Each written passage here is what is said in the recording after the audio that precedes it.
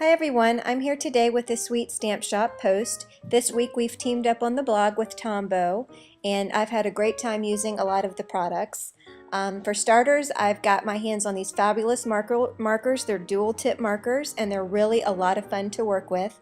I also got some of this adhesive runner, which I actually already owned, and I love this adhesive. It's very strong and durable and also very compact, so it doesn't take up a lot of space, so I like that.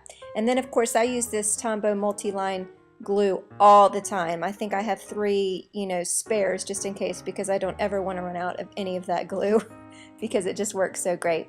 So today I just want to show you a card that I'm making, and I'm going to be using the Sweet Stamp Shop Happy Bug set. But before, let me tell you real quick about these markers. They come with two tips, so these are dual markers, and one is a brush tip on the end, and then the other is more of a fine tip at the end, so you can do some journaling or writing or maybe some outlining. So here's the fine tip line, and then of course you have the other side, which is the brush tip. And they're both really great, great colors, great markers. They're water-based markers, so you can watercolor with them. You can also color directly onto your stamps with these kinds of markers. I'm going to be using this Happy Bug set, again from the Sweet Stamp Shop. And I'm going to be using this caterpillar here.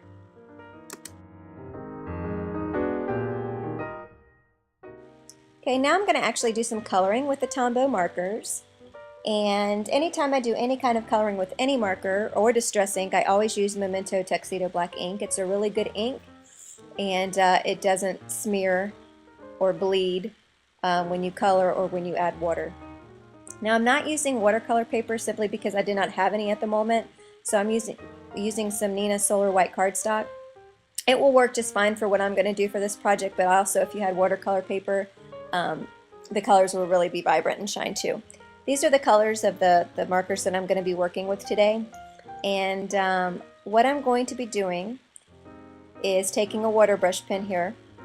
I'll link it up on my blog, and I'm using the very fine tip, and I'm going to take the marker and I'm going to go around the edges of each of the caterpillar body. Then I'm going to take my water brush pen and I'm just going to bring in the ink from the edges just to get a very light center. And I'm going to do that with each color. So I'm going to outline around the edge and then use the water brush pen to bring in some color to the center. Another fun thing about these Tombow markers is you can make custom colors, which is nice. I only got a few to play with. I'm sure I'm probably going to add more to my stash now that I've played with them.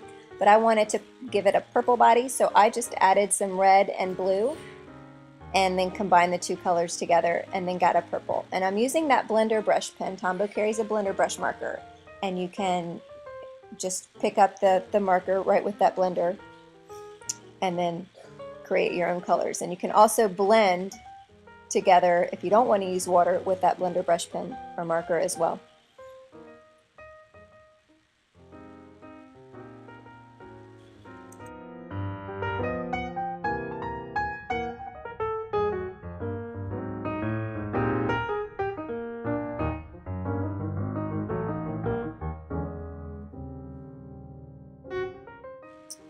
Now I decided that I wanted the centers of the caterpillar just a little bit darker, so I'm actually taking the blender marker here, the blender pen, and I'm picking up some of the marker. I'm scribbling it off on a scratch piece of paper until I get it to the light color that I want, and then I'm going to fill in the bodies just a little bit, just using that blender pen. So that's another thing that you can do with these Tombow's markers, and you can omit the whole water brush altogether if you'd like.